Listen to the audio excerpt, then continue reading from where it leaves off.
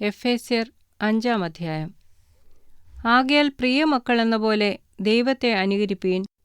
ക്രിസ്തുവും നിങ്ങളെ സ്നേഹിച്ച് നമുക്കുവേണ്ടി തന്നെത്താൻ ദൈവത്തിന് സൗരഭ്യവാസനയായ വഴിപാടും യാഗവുമായി അർപ്പിച്ചതുപോലെ സ്നേഹത്തിൽ നടപ്പീൻ. ദുർനടപ്പും യാതൊരശുദ്ധിയും അത്യാഗ്രഹവും നിങ്ങളുടെ ഇടയിൽ പേർ പറകപോലും അരുത്. അങ്ങനെയാകുന്നു വിശുദ്ധന്മാർക്ക് ഉചിതം. ചീത്തത്തരം, പൊട്ടച്ചൽ, കളിവാക്ക്, ഇങ്ങനെ ചേർച്ചയല്ലാത്തവ ഒന്നുമരുത്. സ്തോത്രമത്രേ വേണ്ടത്. ദുർനടപ്പുകാരൻ, അശുദ്ധൻ, വിഗ്രഹാരാധിയായ ദ്രവ്യാഗ്രഹി, ഇവർക്കാർക്കും ക്രിസ്തുവിൻ്റെയും ദൈവത്തിൻ്റെയും രാജ്യത്തിൽ അവകാശമില്ല എന്ന് നിങ്ങൾ അറിയുന്നുവല്ലോ. വ്യർത്ഥവാക്കുകളാൽ ആരും നിങ്ങളെ ചതിക്കരുത്. ഈ വക നിമിത്തമല്ലോ ദൈവകോപം അനുസരണം കെട്ടവരുടെ മേൽ വരുന്നു. നിങ്ങൾ അവരുടെ കൂട്ടാളികൾ ആകരുത്.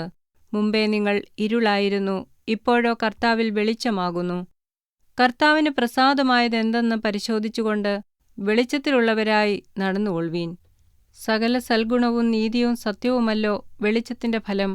ഇരുട്ടിൻ്റെ നിഷ്ഫല പ്രവൃത്തികളിൽ കൂട്ടാളികളാകരുത്. അവയെ ശാസിക്കയത്രേ വേണ്ടത്. അവർ ഗൂഢമായി ചെയ്യുന്നത് പറവാൻ പോലും ലജ്ജയാകുന്നു. അവയെ ശാസിക്കുമ്പോഴോ സകലത്തെയും കുറിച്ച് വെളിച്ചത്താൽ ബോധം വരും.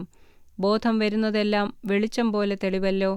അതുകൊണ്ട് ഉറങ്ങുന്നവനെ, ഉണർന്ന് മരിച്ചവരുടെ ഇടയിൽ നിന്ന് എഴുന്നേൽക്കാം, എന്നാൽ ക്രിസ്തു നിന്റെ മേൽ പ്രകാശിക്കും എന്ന് ചൊല്ലുന്നു. ആകയാൽ സൂക്ഷ്മത്തോടെ അജ്ഞാനികളായിട്ടല്ല ജ്ഞാനികളായിട്ടത്രേ നടപ്പാൻ നോക്കുവീൻ.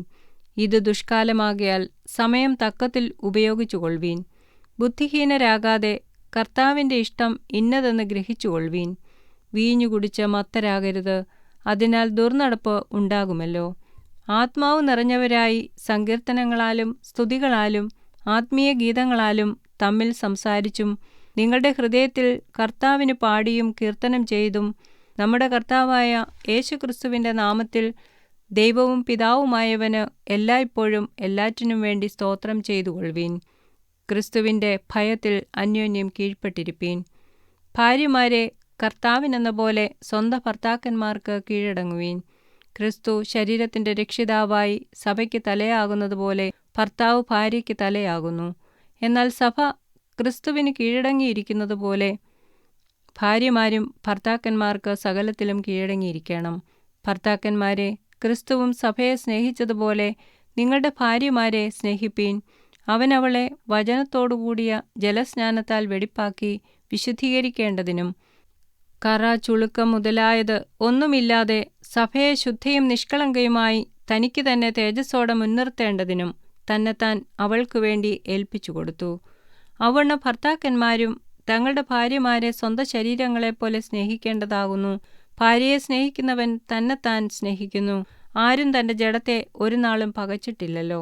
ക്രിസ്തുവും സഭയെ ചെയ്യുന്നതുപോലെ അതിനെ പോറ്റി പുലർത്തുകയത്രേ ചെയ്യുന്നത്. നാം അവൻ്റെ ശരീരത്തിൻ്റെ അവയവങ്ങളല്ലോ. അതുനിമിത്തം ഒരു മനുഷ്യൻ അപ്പനെയും അമ്മയെയും വിട്ട് ഭാര്യയോട് പറ്റിച്ചേരും, ഇരുവരും ഒരു ദേഹമായിത്തീരും. ഈ മർമ്മം വലിയത്. ഞാൻ ക്രിസ്തുവിനെയും സഭയെയും ഉദ്ദേശിച്ചത്രേ പറയുന്നത്. എന്നാൽ നിങ്ങളും അങ്ങനെ തന്നെ. ഓരോരുത്തൻ താന്താൻ്റെ ഭാര്യയെ തന്നെപ്പോലെ തന്നെ സ്നേഹിക്കണം. ഭാര്യയോ ഭർത്താവിനെ ഭയപ്പെടേണ്ടതാകുന്നു.